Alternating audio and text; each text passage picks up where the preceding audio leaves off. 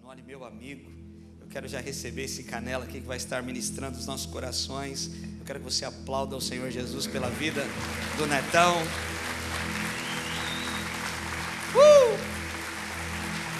Fica à vontade, tá? Entrega tudo, hein? Te amo.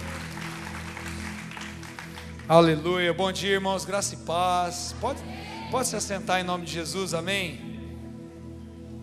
Tenho certeza que vocês estão muito felizes de estarem aqui, mas eu duvido que tenha alguém mais feliz do que eu nessa manhã, viu? Estou muito feliz mesmo de poder estar aqui e compartilhar algo com vocês, sempre com muito temor, porque quando eu venho para cá, eu estou na minha família em Bertioga aqui, eu estou na minha casa aqui, então a minha responsabilidade aumenta, porque é como se eu estivesse literalmente com a minha própria comunidade. Eu sei que Deus quer derramar algo novo. Todo ciclo que se fecha, todo ciclo que se inicia, tem uma graça, uma porção nova de Jesus, amém? Você crê nisso? Você está com seu coração com expectativas nisso? Não pode ser para a gente só uma virada de calendário, só mais um ano. Nosso coração é muito tendencioso a acostumar com as coisas e a diminuir o valor delas. A gente começa a viver coisas grandes constantemente, parece que de repente aquilo que era grande no ano passado, parece que não é tão poderoso agora, e a gente começa a desvalorizar isso. E Jesus não quer que o nosso coração comece a receber como comum coisas que são extraordinárias. Ele quer que a gente vibre e celebre com cada pequena conquista, porque tudo é muito poderoso, principalmente em se tratando de igreja de Jesus, porque cada avanço nosso não é mais um número, não é mais uma linha na planilha do Excel de membros, é uma vida, é uma história, é uma pessoa que está sendo transformada. Cada célula nova que se abre, cada casa que é alcançada, é alguém que está sendo impactado pelo poder de Jesus, em uma história que nunca mais vai ser a mesma. Entende isso? Essa semana eu estava na igreja local e a gente está fazendo tipo um recenseamento ali, recadastrando os membros. E a gente tinha tido um culto no domingo, foi feito um apelo e muita gente veio para frente. E a gente percebeu que muita gente realmente estava vindo para um primeiro encontro com Jesus e não era batizado. E aí tem a moça que fica fazendo contato ali com o visitante e tal, e ela chegou na quarta-feira e falou: pastor, eu estou fazendo contato com o pessoal ali que pegaram um cadastro, e mais de 30 pessoas que não são batizadas, e até agora eu consegui só 4, que vão fazer o curso de batismo. Eu falei: minha irmã, pelo amor de Deus, você não pode falar só 4, não é porque a gente batizou 100 2 meses atrás, que 4 deixa de ser importante, são 4 vidas, 4 histórias, entende isso? Não importa quantos cultos lotados a gente faça aqui, se precisa fazer 10 cultos para caber todo mundo, se uma pessoa vier na frente aqui e tiver um encontro com Jesus, entende isso? Cada conquista nossa é importante. Jesus, Ele quer fazer o nosso coração lembrar de cada uma das coisas que nós temos conquistado, porque é esse espírito de gratidão, de celebrar as pequenas coisas, que vai permitir que a nossa mente e o nosso coração mantenha a porta aberta para o milagre, sabe? Uma das coisas que eu tenho aprendido na minha vida é que a gratidão é o que destrava a porta para o milagre, para ser uma constante, para os milagres pararem de ser ocasionais. Como o pastor Fred bem disse aqui, nós somos aquele povo que quando senta com um prato de comida não consegue sentar diante daquilo sem agradecer. E um prato de comida para a gente é um milagre, e a gratidão diante daquilo faz com que a generosidade possa ser fluída na nossa vida, porque é a gratidão que transforma essa celebração em generosidade, porque a gente sabe que se a gente tem é porque Deus nos deu. Se a gente conseguiu dar um passo a mais, acordar mais uma manhã, isso é graça de Deus sobre nós, e comemorar 9 anos de uma igreja, meu Deus, se isso não enche o nosso coração de alegria, se não faz a gente explodir em gratidão, não tem mais o que possa fazer. Você está aqui num lugar santo, um lugar que Deus resolveu separar para a sua própria glória, um povo reunido aqui, cheio do Espírito Santo. Fazer parte desse lugar, estar aqui nessa manhã, deve encher você de alegria. Você está no melhor lugar que você poderia estar. Você entende isso? Sabe, a gente vai passando os anos, e eu sempre faço isso, pastor Fred, pastor Fabi, aliás, obrigado pela honra de me receber aqui com a Dani. A gente está em casa, a gente é amigos de qualquer forma, mas eu sei que é uma data muito especial. E recentemente em junho agora nós celebramos 7 anos de Igreja Burn, e eu sempre gosto de, domingo passado eu fiz aniversário, sempre que são essas datas eu gosto de parar e de ficar tentando entender o que eu aprendi nesse ano, qual foi talvez a minha maior lição desse ano, quais foram os processos aqui que Deus me permitiu passar, e aonde Ele está querendo me conduzir, aonde Ele está querendo me levar, porque a palavra nos ensina tanto a contar os nossos dias, como remir o tempo, porque os dias são maus. E eu sempre faço essa leitura. Então, quando nós estávamos para celebrar os 7 anos da igreja, eu quis tentar me lembrar quais foram as principais lições dos 7 anos ali, pastoreando a Burn. E eu queria compartilhar um pouco isso com vocês hoje, porque se eu estou aqui e carrego um espírito, eu quero derramar sobre vocês aquilo que são lições poderosas para mim, que vão impactar vocês também como comunidade, porque a gente está aqui para trocar, a gente está aqui para compartilhar. E sem demorar mais, eu só queria orar de novo, né? Não existe orar demais, vamos orar de novo. Você pode fechar seus olhos, abençoar minha vida aqui mais uma vez. Pai, em nome de Jesus, obrigado, Senhor, pelo privilégio, literalmente é um privilégio que nós temos de estar reunidos aqui, onde o Senhor se faz presente, onde a sua glória, Senhor, está baixa aqui agora na casa, tocando corações, preparando-nos para ouvir a sua voz agora, através dessa mensagem. Que não haja em nós resistência, que não haja em nós distrações, nem nada que se oponha entre o teu espírito e o nosso interior. Nós possamos estar completamente desarmados, desnudos em tua presença, com o coração muito aberto, para que essa poderosa semente que é a tua palavra caia em nossos corações e produza aquilo para que ela está sendo enviada, dê frutos para a tua glória, Senhor. É a nossa oração mais sincera, Senhor, que o teu Espírito Santo quebre agora toda resistência, toda fortaleza, todo pensamento dividido, e nos una em um só espírito, em uma só disposição mental, para que nós sejamos aptos para experimentar a sua boa, perfeita e agradável vontade, em nome de Jesus. Você crê? Diga amém. Sabe, talvez uma das lições mais importantes para mim é que se você tem uma palavra, você tem tudo. Você pode repetir isso comigo? Você pode dizer: se eu tenho uma palavra, eu tenho tudo. Sabe, eu amo quando o autor aos Hebreus vai falar sobre fé, e fé ela é a hipostasis, essa palavra que é usada ali, na melhor definição bíblica de fé, que ora, a fé é a certeza. Essa palavra que é chamada de certeza ali no grego, hipostasis, ela é uma prova material. Então, quando você vê essas séries de perícia criminal e de repente o crime já passou, inclusive no caminho eu estava conversando com a Dani um pouco sobre essas séries e tal, o crime já passou, mas existem ali na cena do crime evidências que vão fazendo com que os pontos sejam ligados, e de repente você encontra um culpado ainda que ele não esteja ali. E o papel da perícia é tentar desenhar toda uma cena que aconteceu a partir daquelas evidências. Então, um fio de cabelo, uma impressão digital, um sangue que foi limpo, mas que existe ali através de um produto químico, com a possibilidade que aquilo apareça numa luz, numa cor diferente.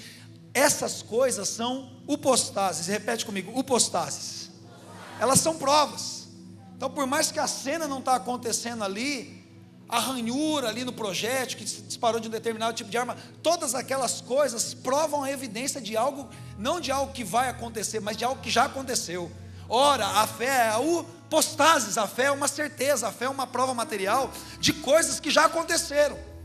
A questão é que quando nós olhamos com os nossos olhos materiais, a gente não consegue absorver uma realidade, porque ela não está nessa esfera. Mas na esfera da onde todas as coisas são sustentadas, na esfera do Espírito, aquilo já é uma realidade, aquilo já aconteceu. E a fé é o que nos permite acessar realidades. É por isso que quando nós temos uma palavra, nós temos tudo, porque pela fé nós entendemos que tudo foi criado por meio da palavra. Então, quando Deus libera uma palavra sobre nós, nós não estamos esperando que algo venha acontecer. Nós já temos a evidência de que algo aconteceu, porque se Deus falou, é. Então, o que você precisa depois que Deus já te deu uma palavra? Diga comigo: nada, pastor. Nada. Diga com convicção: nada. Porque se eu tenho uma palavra, eu tenho tudo. Talvez isso tenha se tornado uma das convicções mais importantes na minha vida, porque sabe qual é o grande problema? Da mesma forma como nós tornamos as coisas extraordinárias comuns por lidarmos com o extraordinário constantemente, depois de experimentar a provisão, a suficiência, o saldo na conta bancária, as planilhas organizadas, os números no alto, a gente também começa a se apoderar dessas coisas como se elas fossem a nossa realidade. E a gente então começa a parar de crer no sobrenatural. Por quê? Porque agora eu olho para a conta e eu tenho. Quando eu vou começar a igreja, eu tenho que dar um passo de fé. Eu faço uma dívida, o cara fala milhões, a gente fala: vou comprar, e mete o pé. Tem que fazer alguma coisa, um novo desafio, não tem problema. Deus falou, você não olha para o saldo e faz. O problema é que depois que a gente tem o saldo, Deus fala alguma coisa, você fala: deixa eu consultar minha planilha. Ei, nessa manhã eu estou vendo Deus rasgando planilha aqui, em nome de Jesus. Se for para Jesus, você tem convicção, mas da glória mesmo, porque nessa manhã eu estou vendo Deus rasgando planilha, ensinando a gente a depender das coisas mais importantes. Ei, o que é a prova do que você pode fazer, realizar, existir e ser? São as suas planilhas, são o seu saldo na conta bancária, é a conta no azul, é a palavra de Deus que sustenta todas as coisas. Por isso Paulo diz em 2 Coríntios, no capítulo 4, versículo 13, está escrito: cri, por isso falei, e nós com o mesmo espírito de fé, cremos, e por isso falamos. Deus é o único que pode criar todas as coisas a partir do nada.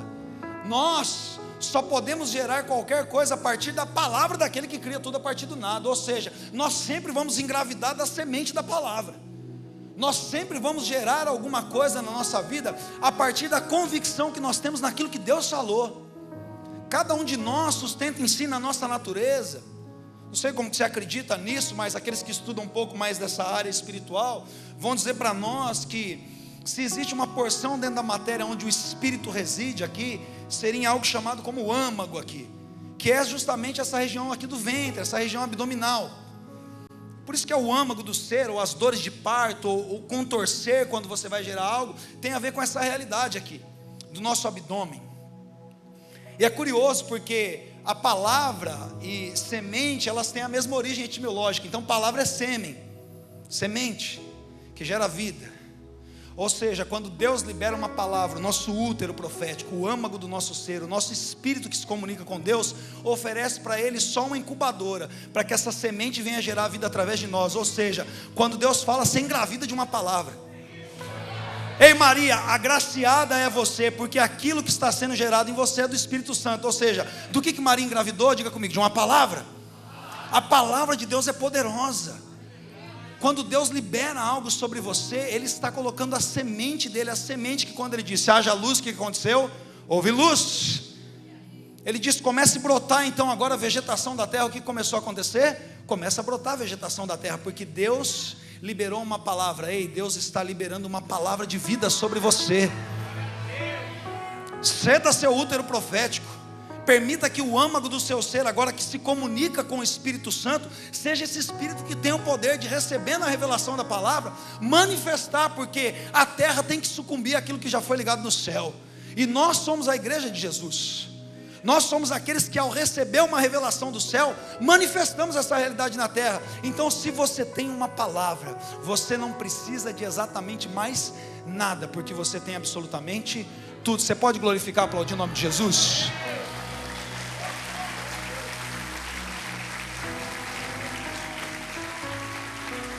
Portanto, a segunda lição é: faça provas e não tenha medo. Sabe por que? Se nós sabemos que quando nós temos uma palavra, que nós temos tudo, qual é o único medo que eu tenho que ter? É o medo de estar fazendo alguma coisa sem ter uma palavra. Existem dúvidas honestas que são muito melhores do que uma fé balançada. É melhor você ser um duvidoso sincero do que um crente com a fé não tranquila. Quando nós confessamos as nossas dúvidas e fraquezas, ou a nossa incapacidade de crer, nós conseguimos acessar aquilo que só o Senhor pode fazer em nós, porque você não tem condição de operar fé por si mesmo. Fé é um presente que Deus nos dá. Quando nós, com o coração contrito e quebrantado, produzido pelo arrependimento do Espírito, nos prostramos a Ele, como aquele pai duvidoso. Uma geração incrédula, uma geração, como Jesus diz ali em Mateus 17, uma geração perversa. Perversão é tudo que desviou da rota. Jesus disse, ó, geração perversa, até quando eu terei que suportá-los? Eu tenho para mim que Ele estava falando com os discípulos, porque eles não estavam cumprindo aquilo que eles tinham habilidade para fazer.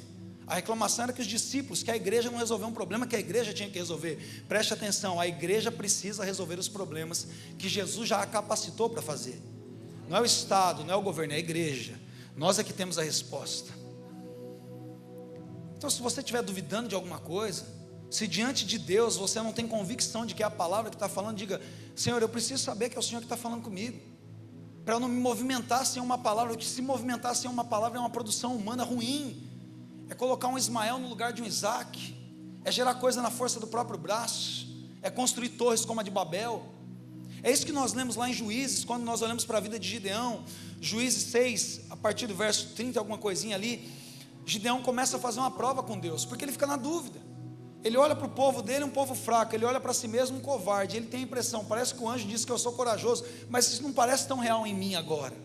Será que foi o Senhor que falou comigo mesmo? Então ele vai e faz o quê? Diga, ele faz uma prova. Ele faz uma prova, ele fala, se for o Senhor mesmo que está falando comigo, eu vou colocar um feno aqui, como se fosse uma esponja. Imagina uma esponja de lavar louça. Ele coloca uma esponja no meio da terra e diz: amanhã eu vou acordar, a terra vai estar seca, a esponja vai estar molhada. E tinha orvalho à noite. E ele acorda de manhã, o que acontece? Terra seca, esponja molhada. Eu acho que aquela hora ele falou: eu fui meio burrinho, porque eu fiz uma prova muito fácil. É óbvio que se tiver chuva à noite, a terra vai secar e a esponja, que tem a tendência de absorver água, vai estar molhada. Eu vejo que ele acorda e ele fala: Deus, até para fazer prova eu estou ficando meio fraquinho agora. Então, fala: tem um pouco de paciência comigo, Senhor. Amanhã eu quero que o negócio inverta. Talvez você está crendo pouco, porque as condições que você tem colocado diante de Deus para saber se é Ele mesmo que está falando, são condições que talvez você consiga produzir com a força do seu braço. Tem um outro segredo que Deus está dizendo aqui: se você realmente quer saber se sou eu que estou trabalhando, pode fazer prova comigo agora. Pode colocar as coisas que homem nenhum podia fazer para você. Pode começar a esconder segredos que só você sabe, e falar: Senhor, se é o Senhor mesmo que está falando comigo, a coisa vai acontecer assim, assim, assado. Deus está provocando a nossa fé sincera, porque Ele quer que nós avancemos nos degraus da nossa fé. Então está na hora de você começar a orar para o sol parar, para a sombra retroceder na escada, para a terra ficar molhada e a esponja ficar seca. Faça provas com o Senhor e não tenha medo, porque esse é o tipo de prova que Deus gosta. Não é uma provocação de dúvida, é uma constatação de sinceridade de fé, se realmente é o Senhor. Porque muitas vezes, porque a gente está com vontade de fazer alguma coisa, as provas que nós apresentamos diante de Deus são provas fáceis, só para justificar a nossa alma. Dá um exemplo, pastor. A menina fica enamorada pelo cara lá, aí ela já assume um compromisso e fala: eu quero saber se for de Deus mesmo, que nossa, que ele consiga vir na igreja todo dia comigo agora aqui. Sabe, tipo coisa assim? O cara está apaixonado, ele vai vir na igreja, ele vai em qualquer lugar, ele fica na vigília aqui. Não precisa fazer prova para essas coisas. Entende o que eu estou falando? Você já está apaixonado, você vai falar que é de Deus. A coisa mais fácil que tem para nós cristãos é quando a gente está muito afim de alguma coisa, a gente dizer que Deus falou com a gente. Por quê? Porque a nossa vontade é o nosso próprio Deus. Então é fácil a gente absorver coisas que a gente quer como coisas de Deus. Deus está dizendo: se você quer testar mesmo a sua fé, está na hora de você fazer as provas mais malucas que você nunca imaginou na sua vida. E essa foi a lição que eu aprendi no segundo ano da Burn. A primeira foi quando a gente começou, que a gente não tinha nada, mas a gente tinha uma palavra e tudo aconteceu. Mas a segunda foi quando a gente chegou no limite ali do espaço, Fred, do primeiro para o segundo ano. E eu falei: vou começar a fazer um segundo culto, não cabe todo mundo aqui. E aí a Dani falou: Neto, a gente está com a igreja começando, mas é uma porta pequena isso aqui, tem um salão do lado. E ainda tinha pessoas lá no salão do lado. Eu falei: não, então vamos fazer uma prova com Deus então. Aí eu comecei a orar para o camarada que era do lado sair. Eu não amaldiçoei ele, tá? Não foi oração imprecatória. Minha oração foi assim: Deus abençoa tanto esse cara que ele precisa ir para um lugar maior, que ele cresça muito, que esse lugar fique pequeno para ele. E aconteceu, tanto que o cara está na rodovia, está ganhando dinheiro. Eu abençoei o cara, mas ele saiu dali. Aí ele saiu, eu fiquei: puxa, foi fácil esse negócio dele sair. Eu falei: eu preciso agora do dinheiro aqui que não tem. Falei: se for o Senhor mesmo, mês que vem o caixa dobra. Não entrou uma alma na igreja a mais, o caixa dobrou. Eu falei: vixe, agora está dando ruim para mim. Aí eu falei: Senhor, se eu não estiver te provocando demais, o problema é que o caixa dobrou, eu consigo fazer o aluguel, mas eu preciso do dinheiro para a reforma, eu preciso que o caixa dobre de novo. Então em maio a gente tinha X, em junho a gente tinha 2X, em julho a gente tinha 4X. E aí vem a segunda lição de fazer a prova: faça a prova e não tenha medo, mas tenha medo de não cumprir os votos que você fez diante da prova. Talvez um dos grandes segredos aqui da nossa fé se manter intacta é que na hora da angústia a gente ora e promete muita coisa para Deus, mas na hora da bonança dos tempos de paz nós esquecemos dos votos que nós fizemos. E nessa manhã eu tenho convicção que Deus está lembrando muita gente que disse que se acontecesse isso ia ofertar, se o filho viesse para cá nunca mais ia deixar de servir, se a família tivesse reunida, a sua casa seria aberta para a pregação do Evangelho. E Deus está te lembrando que você fez esse voto no dia da angústia e que está na hora de cumprir aquilo que você votou. Faça provas e não tenha medo, mas morra de medo de não cumprir os votos que você fez no dia da angústia. A palavra de Deus inclusive nos ensina isso, dizendo assim, Salmo 66: para o seu templo virei com holocaustos e cumprirei os meus votos contigo, votos que os meus lábios fizeram e a minha boca falou quando eu estava em dificuldade. Deixa eu fazer uma pausa e orar por você, que você pode fechar seus olhos? Pai, em nome de Jesus, eu quero pedir que o Senhor traga memória agora, orações que foram feitas nos momentos difíceis, provas, votos que foram colocados diante do Senhor, e tantas coisas que o Senhor já abençoou os seus filhos, e talvez eles não estão desfrutando de uma janela do céu aberta, de um tempo favorável, porque eles se esqueceram de honrar um compromisso com o Senhor. Mas nessa manhã, Espírito Santo, traz à memória cada uma dessas coisas que foram interrompidas, porque eu percebo que o Senhor quer liberar essas pessoas para viver uma temporada de bênçãos. Mas talvez por essa falha, esse pecado, esse esquecimento, Senhor, elas estão não acessando coisas que o Senhor tem. Eu peço que o Senhor as perdoe por isso agora, em nome de Jesus. Perdoe essa falha, perdoe esses pecados agora, e traga à memória compromissos que precisam ser retomados. Gente que disse que ia abrir a casa, gente que disse que ia ser fiel nos dízimos e nas ofertas, e o Senhor abençoou, o Senhor deu emprego, e eles deixaram isso de lado, se desorganizaram, por falha deles mesmos, por esquecimento, enfim. O Senhor é um Pai de amor, o Senhor é um Pai que perdoa. Coloca hoje, Senhor, uma borracha, apaga o que aconteceu daqui para trás e estabelece um novo tempo na vida deles daqui para frente, para que os seus filhos fiquem debaixo da tua bênção e da tua promessa, honrando os votos que foram feitos, e que lares sejam abertos, que vidas financeiras sejam liberadas, que famílias e relacionamentos sejam restaurados pela bênção do Senhor manifesta nessa manhã aqui, em nome de Jesus. Você crê? Você pode dizer amém? Glória a Deus. Terceira lição: aprenda a desfrutar intensamente dos recursos. Sabe, no primeiro momento nós tivemos que dar esse passo de fé, e nós quebramos a parede, avançamos, o salão dobrou, nós começamos então a fazer o culto num lugar maior. Mas aí então passou o segundo ano, a gente viveu um tempo de crescimento, que o salão também encheu ali, e as pessoas começavam a criar muita, aqui não acontece em Bertioga, o pessoal de Mogi é mais chato. As pessoas começaram a criar muita reclamação: ah, mas não tem sala para isso, ah, mas falta aquilo, mas o espaço é pequeno, precisa ir para um lugar maior. E na primeira vez a provocação do Espírito era realmente que a gente ousasse e fosse para um lugar maior. Mas naquele momento eu tinha a convicção que nós deveríamos ficar ali e fazer o melhor com aquilo que nós tínhamos naquele momento. Nós ficamos inclusive mais 3 anos e meio ali. E qual foi a lição que, ao pensar naquilo, Deus queria me ensinar, e Deus realmente me ensinou?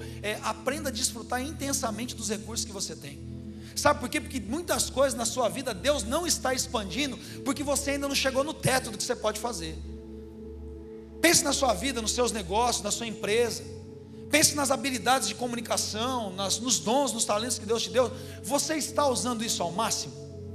Ou você está permitindo que as coisas que você não tem ocupem um espaço maior na sua mente e no seu coração do que aquelas que Deus já te deu? Porque a grande tendência nossa é olhar para aquilo que está diante de nós como impossibilidades, sem enxergarmos as ferramentas que Deus já deu na nossa mão. E a gente não consegue avançar um passo para um novo estágio enquanto a gente não usa o máximo aquilo que o Pai já confiou nas nossas mãos. Quando Moisés tinha uma promessa para levar o povo para a terra prometida, ele tinha um desafio terrível diante dele. Todos nós sabemos, ele tinha um exército, o exército mais perigoso da sua geração, o exército mais bem preparado. O exército egípcio estava atrás dele com a fúria do faraó e com a fúria de Satanás ali para derrotar e destruir o povo de Deus, e na frente dele ele tinha um mar intransponível. E Moisés se olha limitado diante daquelas circunstâncias, como se não houvessem recursos que pudessem resolver aquela situação. Então quando ele olha para Deus, ele diz: Deus, o que eu faço agora? A pergunta de Deus para Moisés é: o que você tem na sua mão? Por que você está clamando a mim? Eu te dei um cajado lá, Moisés, um pedaço de pau, parece que não é muita coisa, mas um pedaço de pau na sua mão, ordenado pelo Espírito Santo de Deus, é todo o recurso que você precisa muitas vezes. Talvez você olhe para suas ferramentas e parece que tudo é um improviso, mas o que, se Deus te permitiu até esse momento, é viver debaixo de improviso, pode ter certeza, parece um improviso para você, mas nas mãos de Deus é a ferramenta mais poderosa que você tem.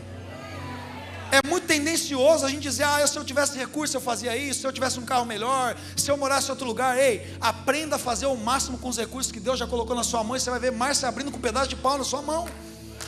Porque não tem a ver com o que está na sua mão, tem a ver com Deus que te habilitou. A maior arma de Satanás para nós é a gente começar a olhar para o lado, porque parece que do lado sempre tem mais recurso. É a máxima de que a grama do vizinho sempre é mais verdinha.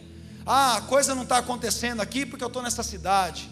Ah, eu não consigo prosperar aqui porque eu estou nesse lugar. Ei, aprenda a utilizar o máximo que Deus te deu. Aprenda a olhar para as coisas que tem na sua mão e não para aquilo que está na mão dos outros, e você vai ver o que Deus pode fazer a partir daquilo que você já tem, quando você parar de se apegar às coisas que você não tem. Quem está comigo nisso aqui? Glória a Deus. Moisés respondeu: e se eles não acreditarem em mim, nem quiserem me ouvir e disserem: o Senhor não apareceu a você? Cheio de gente duvidosa aqui. Então o Senhor perguntou: o que é isso na sua mão, Moisés? Ele disse: uma vara. E daqui para frente foi só glória. Foi serpente engolindo as outras, foi Nilo se tornando em sangue, foi praga descendo de tudo quanto é lado. Deus está perguntando para muita gente aqui: para de olhar para o que não está nas suas mãos. A pergunta de Deus é: o que você já tem nas suas mãos? Porque aquilo que vier para você fazer, faça conforme a força que você já tem, não de acordo com as incapacidades, aquilo que você não tem. Deus está te mostrando muita coisa que você não lembrava que você tinha. Deus está te lembrando, sabe, Romanos 12, eu amo esse texto, porque muitos de nós pensamos ser, muitas vezes, esquecidos pelo Espírito Santo. Você olha em Coríntios 12, ele fala das manifestações do Espírito, ele fala que tem gente que tem dom de curar, gente que opera milagres, gente que vê o futuro, gente que vê o passado, gente que faz aquilo, aí você olha para aquilo e fala: pô, não é possível. Tem duas filas que eu não passei no céu, a da beleza e essa do Espírito Santo, que não apareceu para mim até agora. Não estou vendo perna nascer, não estou enxergando coisa do passado, não estou vendo coisa do futuro, e aí você se sente o abandonado pelo Espírito Santo. Você olha para Efésios 4, ele fala da manifestação ministerial, ele fala apóstolo, profeta, e você fala: mas quem que eu sou eu na fila do pão? E aí Paulo vem e escreve Romanos 12, a partir do verso 7, se eu não me engano, no verso 8, ele vai dizer assim, que Deus, Ele permitiu, através da manifestação da sua graça, dar para alguns de nós aqui dons de socorro, dá para alguns de nós a habilidade de contribuir, dá para nós a habilidade de encorajar pessoas. Ou seja, tem tanta coisa que a gente tem e não percebe. Às vezes o pastor é bom para pregar, é bom para administrar, mas o tempo dele não permite ele ser bom para ouvir, e não tem ouvido melhor que o seu. E quando alguém senta com você e desabafa e abre o coração, sai dali encorajado e dando ânimo, e você está esquecendo a habilidade que o Espírito Santo te confiou. Às vezes você está reclamando porque todo mundo parece que tem tempo para servir, você trabalha igual um doido, e Deus está te dando recurso, dinheiro, você não percebe que Deus quis dar para você o dom de contribuir. Ele disse: seu dom é contribuir, faça isso com generosidade. As pessoas estão atribuladas nas suas tarefas e não tem tempo de repente para prestar o socorro, mas você é alguém que pode fazer isso, então faz isso com alegria. Exerce a misericórdia com alegria, você vai perceber o quanto de coisa Deus já colocou na sua mão, e você vai ser uma bênção nessa geração. E os próximos 9 anos aqui você vai viver coisas que você nunca viu nessa igreja, porque você vai começar a fazer aquilo que está na sua mão, em nome de Jesus. Quem crê nisso? Quem quer participar disso? Quarto ponto: não é porque está bom que está bom. Repete isso comigo, diga: não é porque está bom que está bom. Sabe, existe uma grande armadilha no contentamento, porque uma coisa é contentamento, outra coisa é conformismo. Muitas vezes a gente pensa que porque nós estamos indignados, nós não estamos contentes. Isso é uma mentira. As duas coisas precisam existir no nosso coração na mesma proporção. Você precisa estar contente, contentado com aquilo que Deus já derramou na sua vida, mas indignado e desejoso de tudo mais que Deus quer fazer. Dá um exemplo, pastor. Você é um empresário aqui, e eu sei como é difícil empreender no Brasil, mas de repente você chegou num nível hoje, que você tem lá, sei lá, seus 10 funcionários, você gira ali, você tem uma boa renda por mês, você paga todas as suas contas, sobra ali uns 10 salários mínimos para você, sua casa está paga, você está com o carro legal, aí você fala: pô, tá bom, que eu consigo dar um bom padrão para minha família, eu consigo ficar uns 2 dias na semana sem trabalhar, sexta-feira de manhã eu falo: não vou trabalhar hoje, vou ficar na praia. Tá bom? Não tá bom, irmãos? Tá bom ou não tá bom? Tá bom. Tenho certeza que muitos aqui que me ouvem falam: pastor, esse é meu objetivo, eu queria ter um trem desse aí. A casa está paga, eu tenho meu carrinho, chega sexta-feira eu falo: não vou trabalhar não, vocês só vão me ver domingo de manhã na rocha no culto agora. Bom, não é bom? Mas não é porque está bom que está bom. Ser contente e grato não pode tirar de nós a indignação. Sabe por quê? Talvez esse conformismo disfarçado de contentamento seja o pior tipo de egoísmo que você já teve na vida. Sabe por quê? Está bom para você, e para quem Deus quer alcançar a partir de você. Está bom que você está empregando 10 funcionários, e se Deus quer que você empregue 100 para sustentar 100 famílias, e se Deus quer que você chegue nas 1000, que você exporte, que você importe, que você tenha a maior empresa aqui do litoral, sei lá do que você faz. E se o plano de Deus para você é esse, porque Ele quer abençoar muito mais gente através de você, se Ele quer que você tenha recursos para ser um plantador de igreja, está bom para você, não está bom para Deus. Não é porque você está satisfeito que Deus não pode produzir mais. Olha como é uma coisa: você precisa aprender a usar tudo que você tem para Deus expandir, mas você não pode estar contente quando a expansão chegou. Ah, já tenho 2% de Bertioga, e por que não alcançar a cidade inteira? E por que não encher cada bairro uma cela? E por que em cada lar não pode ter almas sendo ganhas? Porque enquanto tiver uma alma para ser salva, você não volta para casa feliz. O Warren diz que a respeito da pregação do evangelho é como se 3 filhos seus tivessem se perdido aqui, vão imaginar no mar. Vocês estão num passeio no mar, cai 3 filhos dentro da água. Aí você vem com a equipe de resgate, vai lá e busca um. Puxa, achei um filho já. Você volta para casa feliz ou você fica até achar os outros 2? Tem gente se afogando aqui, você precisa pregar o evangelho. Tem gente que precisa experimentar o que está em você, então não está bom ainda. A igreja está grande, eu estou fazendo culto, a gente tem recurso, e daí? Tem alma indo para o inferno ainda, não é porque está bom que está bom. Certa vez Eliseu aqui, lá em 2 Reis capítulo 13, vai visitar o rei de Israel e diz assim, ó, ele fala, pegue as flechas agora e atire contra a Síria, porque Deus está dizendo que você vai derrotar esse império que era hostil a Israel naquele momento. E o rei já está ali fraco, então ele pega aquele arco, a flecha, junto com as mãos de Eliseu, ele atira 3 vezes, 3 flechas em direção à Síria. E Eliseu então no verso 19 diz, o homem de Deus ficou indignado com ele e disse, você deveria ter golpeado o chão 5 ou 6 vezes, assim você ia derrotar a Síria e destruir ela completamente, mas agora você vencerá só 3 vezes, não é porque está bom que está bom. Você precisa nessa manhã que o Espírito Santo bote isso no seu coração e na sua mente, indignação santa. Deus, eu sou grato por tudo que eu tenho, por onde eu cheguei até agora, por tudo que nós vivemos nesses 9 anos como igreja, por todas as bênçãos que o Senhor deu, mas as bênçãos que tem que vir para frente tem que ser muito maiores, tem que ser bênção que a gente não consegue contar. Eu tenho que começar a ter trabalho com as planilhas, porque eu já não sei nem quantos membros tem, não sei onde tem igreja plantada, está difícil até manter a conta, tem que contratar mais gente para trabalhar na igreja, porque a gente não está dando conta de tanta bênção, um caminhão de bênção sendo derramado aqui. Você crê nisso? Porque é a sua indignação que vai gerar essa capacidade. Deus quer expandir você, em nome de Jesus. Quinta lição: caos não é o fim, é o recomeço. Eu lembro que quando chegou no ano da pandemia, Fred, 2019 foi quando Deus mandou queimar todas as carroças. Eu tinha 3 empresas, fui saindo das empresas, eu tinha um orgulho santo naquilo. Não, eu sou o cara que mais dá dinheiro na igreja, eu não quero dinheiro de igreja, aquela coisa toda. A gente comprou o terreno da igreja com as prebendas que eu abri mão nesses anos. Era um orgulho santo, eu mergulhava daquilo. Eu trabalho, eu boto dinheiro aqui, não preciso disso aqui. E eu gostava de vender, gostava de ir para a rua. Em 2018 eu saí de uma empresa, em 2019 eu tive que sair das outras 2, porque Deus assim, a gente arrumou uma briga. Eu só não estou mancando aqui, porque não foi aquela luta com a espada com o anjo, que certeza que eu ia estar com a coxa problemática. Eu lutei, eu não queria sair daquilo. E eu precisei fazer aquilo, e Deus tinha me dado uma promessa, Deus sabia como me provocar.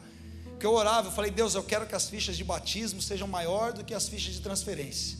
Eu não quero só crente vindo para a igreja, eu quero ganhar alma. Aquilo me incomodava. Igreja em metrópole tem isso, vem muita gente aqui, com certeza, tem muita gente que vem de outras igrejas, está ferido e tal, se acha, glória a Deus por isso. É uma bênção isso também, é um processo no corpo de Cristo. Tem oxigênio nisso. Timothy Keller dizia isso, que essa migração de igrejas, a gente não deveria ver isso como problema, mas como uma oxigenação do corpo. Se o cara ficar lá, ele vai morrer. Ele às vezes vem para um lugar novo, se acha, dá tudo certo. Então amém. Não era mais um problema para mim aquilo de pessoas virem, mas eu queria ganhar alma. Eu falei, pô, beleza, o cara estava morrendo lá, veio para cá, está saudável, cadê as almas que esse cara está ganhando? Isso me incomodava. Eu dizia, eu quero que as fichas de batismo, eu orava, 3 anos por isso. E aí em 2019 o Espírito Santo para me pegar falou, se você fizer isso, se você abandonar os seus empregos e mergulhar na igreja aqui, agora em 2020, a gente vai até perdendo as contas, foi 2020 mesmo, ano da pandemia, né? 2020, março de 2020. Mais de 2020. Então você vai ver as fichas de batismo sendo maior do que as fichas de transferência. Eu não pensei mais, falei, vou largar meus empregos agora. Então, bora, para cima ganhar alma. E aí isso aconteceu mais ou menos no processo de janeiro e fevereiro, e a igreja começou a crescer.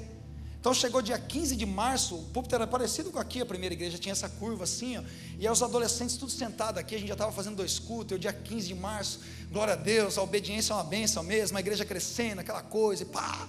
Aí 15 de março eu lembro que eu falei no microfone, irmãos, esse domingo é o último domingo que a gente fez 2 cultos, a gente vai fazer 3 cultos, aquela coisa toda. 17 de março a igreja fecha, pandemia. Aí imagina a crise, né? Porque o caos bota a gente numa crise. Eu falei, nossa, Jesus Cristo, estou sem trampo agora, queimei a carroça. A gente já imaginava e previa a gente sendo mandado embora, aquela coisa toda foi acontecendo naqueles meses, e entrou, mas logo na hora que aquilo aconteceu, o Espírito Santo disse para mim, Deus é muito generoso, né? Ele falou, eu já sabia que a pandemia ia acontecer, a promessa é a mesma ainda. E eu fiquei com aquele negócio no meu coração, eu falei, que é isso aí, peraí, para mim a igreja fechou, mas o Espírito Santo me disse que ia ser o ano que a igreja ia dobrar e que eu ia ganhar alma. Eu falei, o Espírito Santo sabia da pandemia. Então na hora que eu fiquei naquela, foi 2 dias que parecia 2 meses, de domingo até terça-feira, que terça era meu culto semanal. E eu falei, vai ter que fechar a igreja, e só podia a equipe de mídia na igreja, né, aquela coisa toda. Eu falei, quer saber, liguei para os, sempre tem os doidos na igreja, né, pastor? Liguei para os mais doidos do louvor e falei, vamos fazer o seguinte, enquanto essa parada estiver fechada, vamos fazer culto toda noite. Eu arrumo 40 pregações, se não arrumar alguém para pregar, Deus vai dar uma palavra, mas toda noite na hora do jornal mais famoso aqui, o pessoal não vai ficar vendo notícia de jornal, vai ouvir a palavra de Deus. Vocês topam? Montamos uma banda da quarentena, todo mundo ficou com Covid, eu fiquei sem olfato, sem paladar 1 ano e meio, um passou para o outro, ficou todo mundo contaminado, mas era só aquele grupinho contaminado, tudo certo. Vamos para a igreja fazer culto. Nós fizemos 40 cultos seguidos, 40 cultos, a gente chamou a banda de Quarentena Band, todo mundo na quarentena, tocando na igreja, orando e pregando a palavra. Mas aí a coisa começou a acontecer. Pessoas desesperadas, não cristãs, começaram a entrar nas lives, que queriam ouvir a palavra, não queriam ouvir jornal. E a gente colocou uma hashtag na época, era Eu Escolho Jesus Burn, alguma coisa assim. Cara, era uma loucura. Você está tomando a decisão por Jesus hoje, clica no link aqui, cara, e começou a chegar gente. Pastor, a gente chegou, eu não sei se alguém já fez isso, se a gente foi, deve ter algum doido que já fez, mas a gente batizou uma pessoa online. A pessoa estava em Luxemburgo, aceitou Jesus, falou, eu quero batizar. Tem uma banheira na sua casa? Vai, ó, senta na banheira aí. Você crê que Jesus Cristo é o Filho de Deus? Fizemos um credo com ela, falou, agora desce aqui, levantou, você está salvo, você está batizada pela internet, glória a Deus por isso. O Espírito Santo já sabia toda a crise que você ia passar, todo o caos que você vai enfrentar, mas Ele permite que nós passemos pelo caos, para que nós possamos recomeçar, startar a nossa fé num nível que a gente nunca experimentou. Eu lembro que quando liberaram para colocar 30 pessoas na igreja, naquela época a Burn tinha umas 300 pessoas. Eu falei, 30 que pode colocar? 10 cultos de ceia nós vamos fazer. A gente fez 10 cultos no domingo. 30, quem quiser vir para a igreja vem. E aí tinha gente com aquela coisa, comorbidade, idoso, tal. Você não pode, a gente vai levar a ceia na sua casa, você vai cear online. A gente fez uns 3 cultos online. Mas quem quiser vir na igreja, espaçou cadeira, assim, um espaço, metade disso aqui no máximo, nem metade dava lá, acho que cabia umas 200 e poucas cadeiras. A gente colocou 30 cadeiras. Fizemos lá o culto. Já veio gente nova. Teve muita gente que ficou em casa, mas já tinha ganhado gente. Passou um pouquinho, próximo mês, acho que de abril para maio, foi isso de março para abril, de abril para maio, podia pôr 50. Quantos cultos a gente fez? 8 cultos com 50, já tinha 400. Nós terminamos o ano fazendo 4 cultos com mais de 200, 250 pessoas. A gente começou o ano com 300 pessoas na igreja, a gente terminou com membros ali, quase 800 pessoas, no meio da pandemia, porque o Espírito Santo não está perdido no meio do caos que assola a gente, ele está acima do nível do caos. Caos e crise é só uma ferramenta para aumentar a sua fé, meu irmão. Caos nunca vai ser o fim na sua vida. Diagnóstico não é o fim na sua vida, porque a palavra de Deus está acima do diagnóstico. Notícias terríveis, elas só vêm para provocar a nossa fé. Tempestades só vêm para fazer a gente andar sobre a água. Exércitos só nos cercam para que a gente consiga abrir os nossos olhos e ver que muito maiores são aqueles que estão conosco do que aqueles que estão com o inimigo. Que Jesus abra os seus olhos nessa manhã. Aonde os seus olhos e os seus ouvidos estão parando nas más notícias, agora que você possa se lembrar da promessa: não temerá más notícias. Os anjos do Senhor estão acampados ao seu redor com ordens específicas a seu respeito.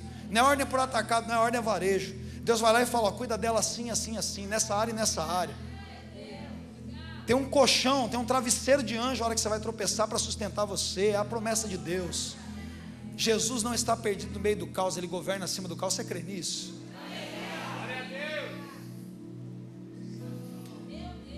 O Salmo 126, nos versos 5 e 6 diz assim: aqueles que semeiam com lágrimas, com cantos de alegria colherão.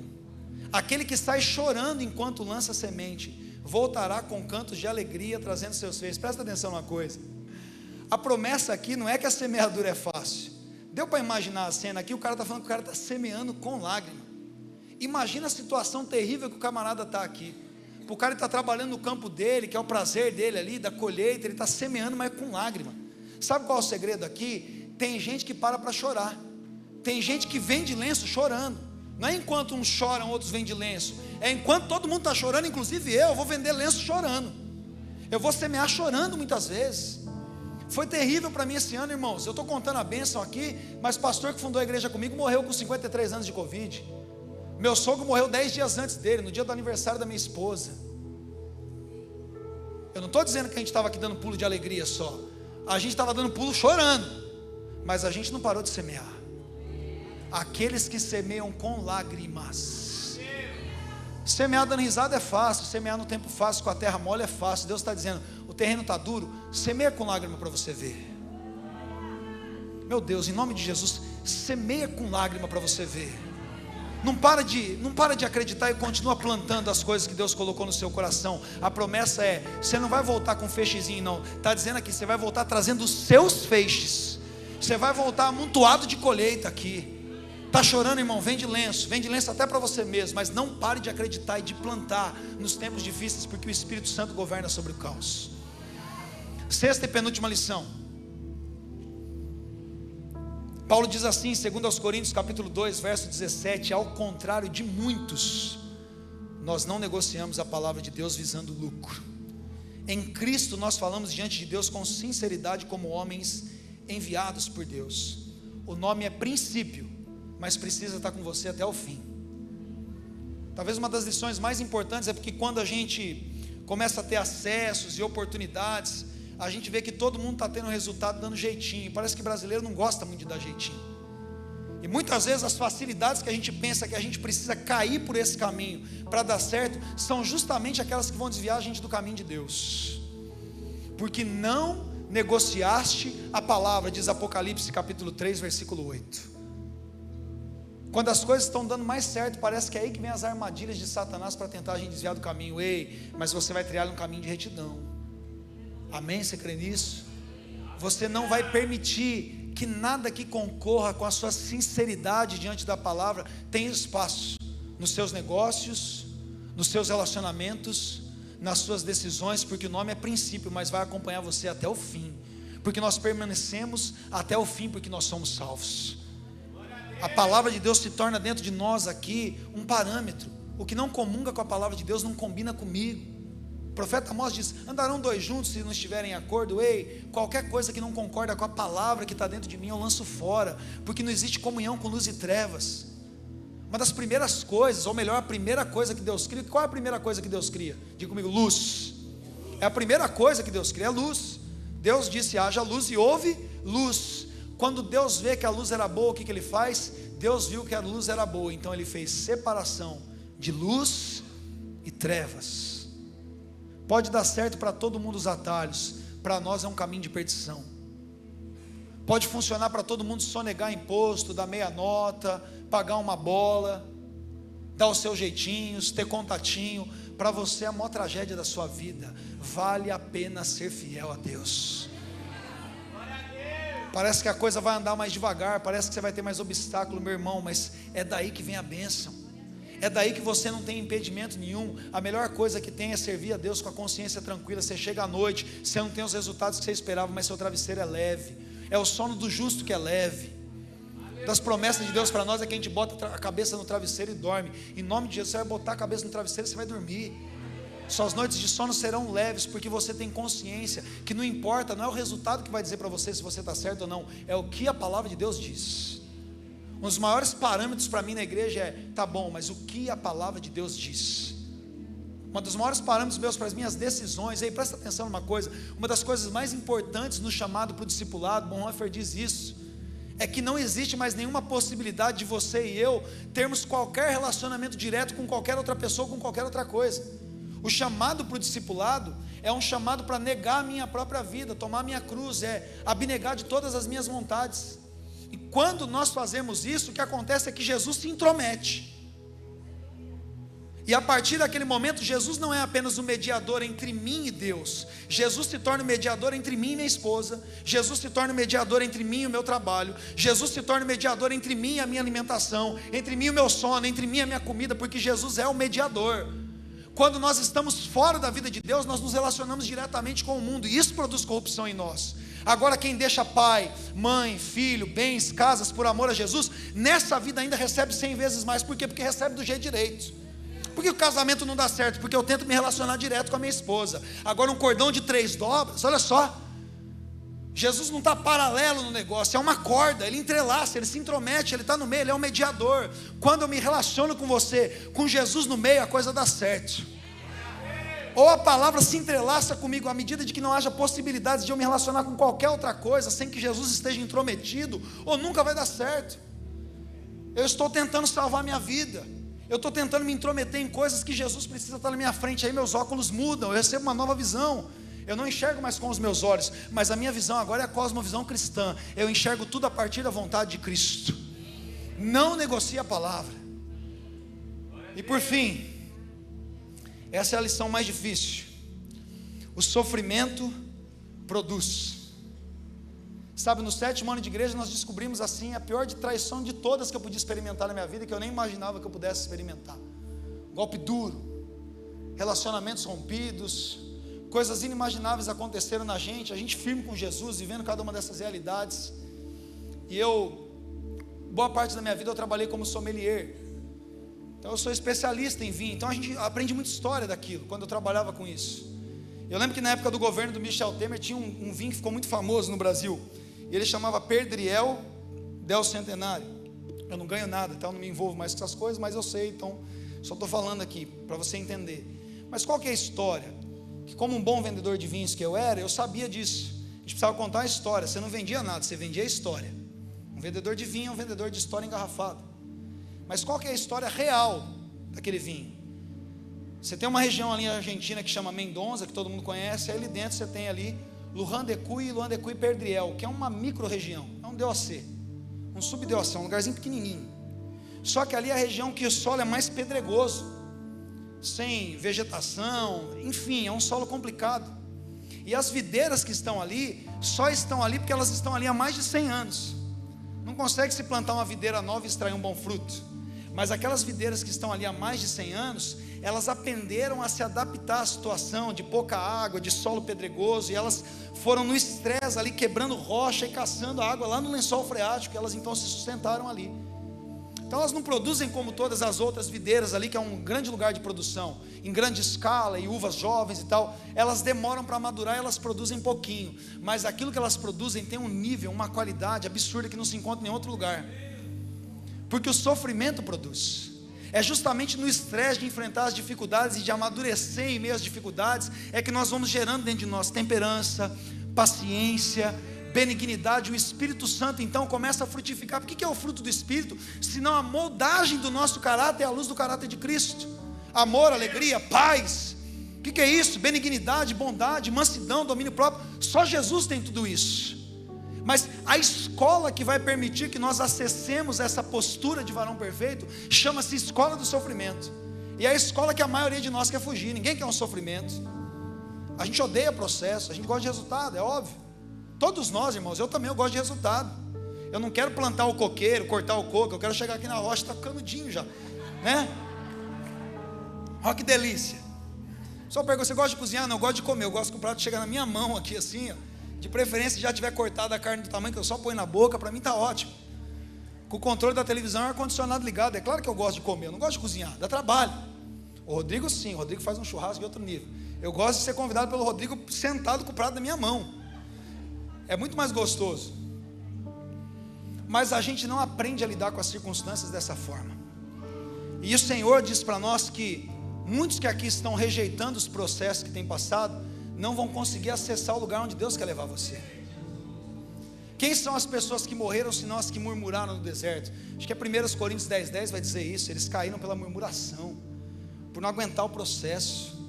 Agora, quando a gente suporta o processo, Romanos 5:3 vai dizer isso. Não só isso, não só aguentar, é mais do que ter uma atitude de resignação e de boca fechada no meio disso. Paulo vai dizer não só isso, mas nós também nos gloriamos nas tribulações. Tiago vai dizer: tenham alegria nas tribulações. Então, parece que é coisa de gente louca. Como que eu vou dar glória no sofrimento? Como que eu vou celebrar na tribulação? Ele vai dizer: porque nós sabemos que é o sofrimento, a tribulação, a aprovação que produz perseverança. E presta atenção, é uma das sementes mais poderosas no processo de Deus, chamada de sofrimento, chamada de aflição, chamada de tribulação. Isso é tão sério que o processo de glorificação de Cristo passava pelo quê? Sofrimento. Ele ia terminar de beber o cálice do sofrimento quando? Quando ele tivesse terminado de tomar tudo. Ou você termina de beber todo o cálice do sofrimento, ou ele não passa. Pai, passa de mim esse cálice. Deus passou quando? Quando Jesus bebeu todo. Seja feita a sua vontade. O passa de mim esse cálice não era uma vontade escapista de Jesus de fugir da cruz, porque ele nunca pensou nisso. Nós lemos errado. A oração de Jesus era para ser empoderado por conseguir passar por aquele cálice. Pai, se possível, termina logo esse negócio. Me dá força para ver esse processo acabar. Jesus sabia que não podia escapar. Os discípulos estavam dormindo, os discípulos estavam cansados, mas Jesus estava acordando eles. Falou: bora, vamos levantar. Está vindo aí o traidor, está vindo aquele que vai ser agente do milagre de Deus agora, para me entregar nas mãos daqueles a quem eu quero me entregar, por minha própria vontade, por meu próprio amor. Isso é se gloriar no sofrimento, não é enxergar o sofrimento. Paulo diz: nós nos alegramos nas tribulações, que nós podemos chamar até de leves e momentâneas. E quando você olha para Paulo, não me parece nem leve nem momentâneo, mas é porque aquilo está sendo comparado a um peso de glória que é muito maior. O resultado daquilo é incomparável. Então, ao invés de reclamarmos por precisarmos passar por coisas, nós pedimos para Deus: Deus, me ensina a passar por essa tribulação do jeito certo, já que eu tenho que passar por isso, que eu não perca nenhuma lição. Irmãos, eu não sabia o que era temperança até precisar ser temperoso, até precisar ser temperado, até precisar ser temperante. Eu não sabia esfriar minha cabeça, até que a única saída que eu tinha era: esfria a cabeça, toma os passos com mais frieza, com mais inteligência, com uma sabedoria que é de Deus, que diz Tiago, que é antes de tudo humilde, que é uma sabedoria que é mansa. Deus está te amansando. Deus está te amansando. Paulo precisava ser amansado. Paulo era bruto. Paulo saía aprendendo, os caras estavam matando, ele estava ali: bota a roupa no meu pé, mata mesmo. Paulo era o cara. Meu Deus. Quando Deus precisa tratar com o caráter de Paulo, caráter bruto, duro, frio, calculista de Paulo, Deus vai lá e bota um espinho na carne do cara. O cara ora, Deus fala: não, você vai aguentar, é aí. Paulo, quando ele tem o primeiro encontro com Jesus, ele vai relatar que a palavra do Espírito para ele é: Paulo, dura coisa é recalcitares contra os aguilhões de Deus. Sabe o que é isso? O cara quer que a mula que está empacada ande, ele espeta com garfo. O que a mula faz? A coice. Ela quer empacar: eu vou ficar empacada aqui. E ali está o cara empurrando a mula, e a mula fica fazendo o quê? Dando coice. Dura coisa é você ficar dando coice aqui, porque você vai se machucar ainda mais, porque eu vou te fazer andar. Então, enquanto a gente está dando coice, nos empurrões que Deus está dando para tirar a gente dessa vida empacada que a gente tem, a gente não desfruta, porque o sofrimento sempre vai produzir alguma coisa. O problema é que quando a gente não aceita, o sofrimento produz rancor, produz desistência, produz frieza, produz murmuração. O sofrimento produz, e ele sempre vai produzir alguma coisa. Agora, quando pelo Espírito eu cedo a todas as provocações de Deus na minha vida, e não permito que aquilo se torne uma tentação ou um ponto de desânimo, mas permito que o Espírito Santo me molde, o sofrimento produz perseverança. A perseverança vai nos moldando a ponto de nós termos, como diz a palavra, um caráter aprovado, que nós sejamos íntegros sem que nos falte nada. O que Deus está querendo fazer com você é te deixar perfeito como Ele é perfeito, porque Jesus disse isso. Deus está aperfeiçoando o nosso caráter. Até agora você passou por processos aqui, Deus está te ensinando como é que você vai vencer, como essa igreja, porque a igreja não é só o pastor Fred, a pastora Fabi, isso era no começo, eles começaram, acreditaram, mas olha quantos frutos dessas decisões nós temos aqui. Tem mais gente vindo à noite, tem mais gente chegando, tem tantas outras comunidades, outros pastores aqui, isso foi produzido, mas tem uma colheita maior para vir a partir do momento que cada um de nós abraça essa realidade, e o que o Espírito Santo está fazendo é te provocar, entender que você faz parte daquilo que Ele quer fazer daqui em diante. Mas para isso a sua mente precisa ser libertada nessa manhã. Feche seus olhos. Feche seus olhos, eu quero orar por você. Hoje, quando nós estávamos no período do louvor, eu me abaixei ali, e quando eu olhei para a minha mão direita, eu vi como os meninos que jogam videogame sabem aquela armadura Exo, que é uma coisa que, tipo uma armadura de metal que tem um controle meio robótico, que te deixa empoderado, que você consegue pular mais alto e agarrar em prédio. Quem jogou Call of Duty sabe o que é aquilo. Mas quem não sabe, é como se eu recebesse ali uma armadura de metal, uma coisa poderosa, que desce além das minhas forças. E quando a pastora subiu aqui para falar de ofertas, ela falou: Deus está falando com o exército. Eu disse: é isso. Mas não é um exército que vai lutar nas suas forças, é um exército empoderado. É um exército que está recebendo, pastor Fred, uma armadura especial. Não é um exército que vai sair com fuzil aqui, que vai sair com capacete, não. É um exército que vai sair com munições teleguiadas, com mísseis teleguiados, que vai sair com visão noturna, que vai sair com poder para escalar muralhas e derrotar inimigos, não numa força comum, mas numa força extraordinária. Não é só um exército enfileirado com palavras de ordem, não é só um exército humano bem organizado, é um exército empoderado pelo Espírito Santo. Mas nós precisamos aceitar as provocações que o Espírito Santo está fazendo para nós nessa manhã. Receba o poder de Deus sobre a sua vida nessa manhã. Sabe, dessas lições, daquilo que eu tenho aprendido nesses últimos 7 anos aqui, Eu não posso entregar muita coisa para você, mas aquilo que eu tenho experimentado nessa manhã, eu quero derramar na sua vida como uma unção poderosa para que você experimente o novo de Deus a partir desse ano. Senhor, como eu amo estar nesse lugar onde eu sei que existe uma família que teme o Senhor e que tem vivido cada uma dessas coisas como uma realidade presente.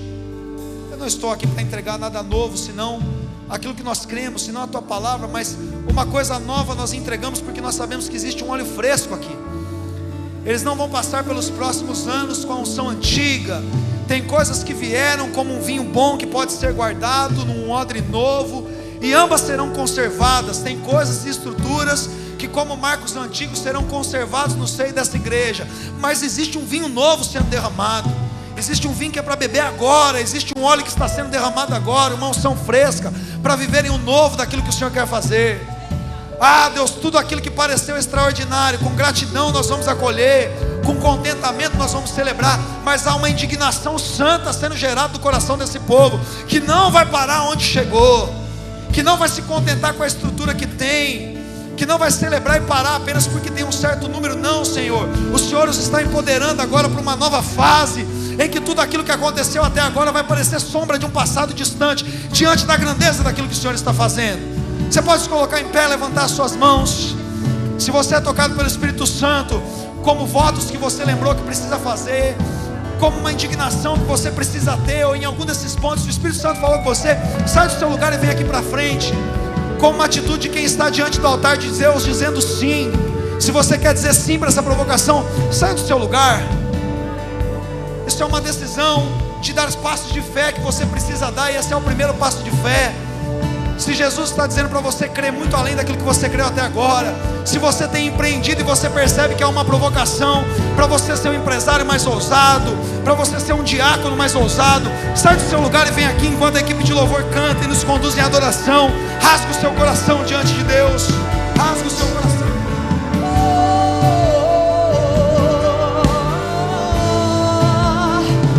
Nos tira o medo, Jesus, nos tira o medo de avançar e crescer, me tira o medo que me faz de ser Moisés, suba no meu lugar e me faz entender que a tempestade é você, chuva forte é você, o vento forte é você. E o que me faz tremer as pernas, a porta aberta é você, mas a fechada é você, é tudo sobre você. Me tira o medo que me faz dizer Moisés, suba no meu lugar e me faz entender que a tempestade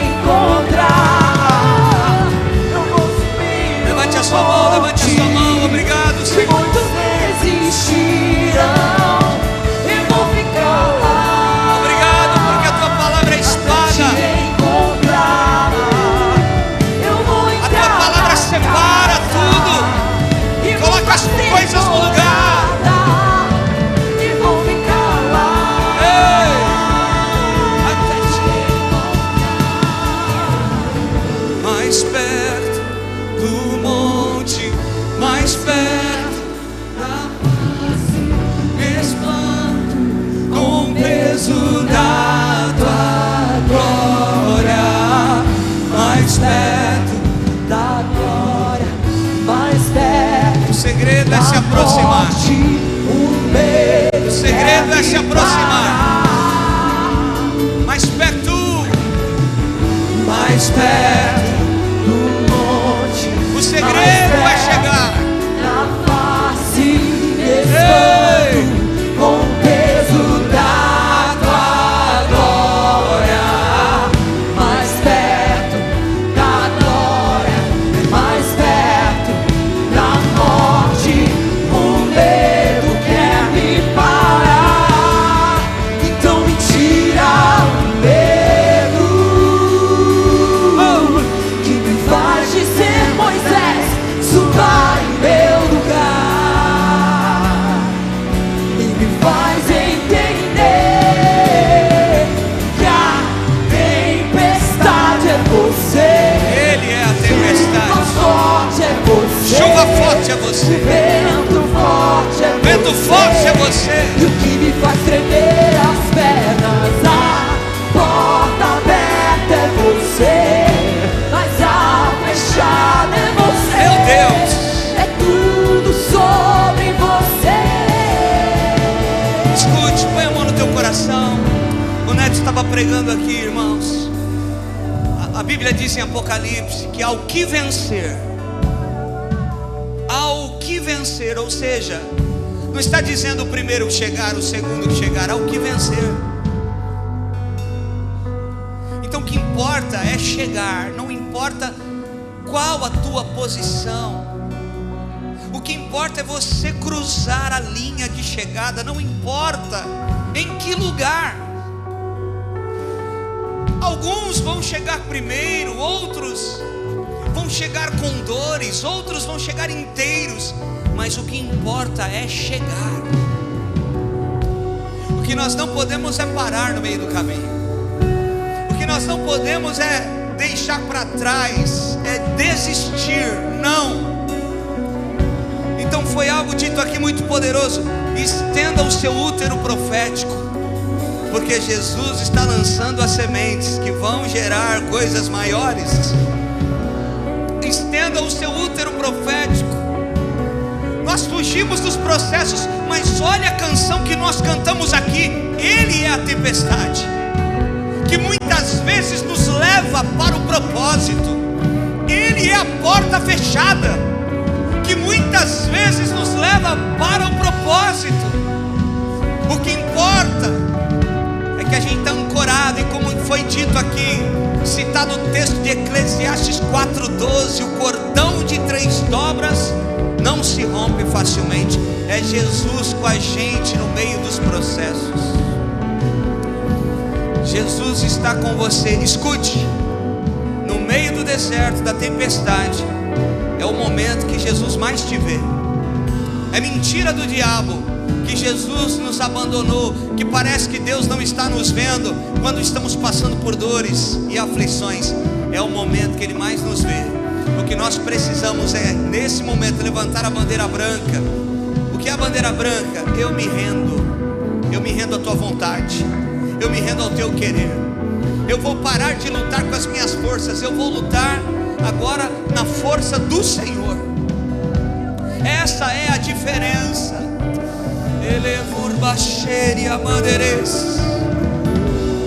Irmãos, é uma manhã de cura. É uma manhã de cura, porque tem gente que vai entender que o que está passando e o que está vivendo, na verdade está te empurrando para o plano original de Deus. O parto é dor. A contração aumenta quando está chegando perto da hora.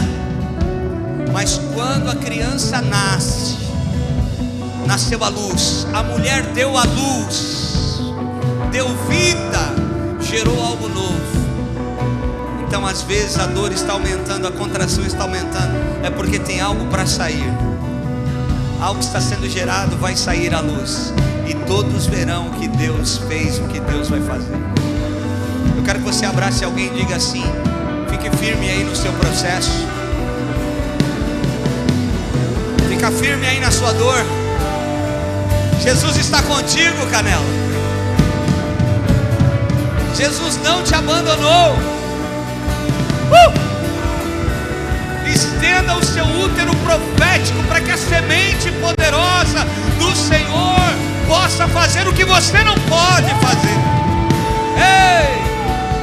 Será que tem alguém que acredita nisso aqui? Dá um glória a Deus e aplauda ao Senhor. Mais perto do monte, mais perto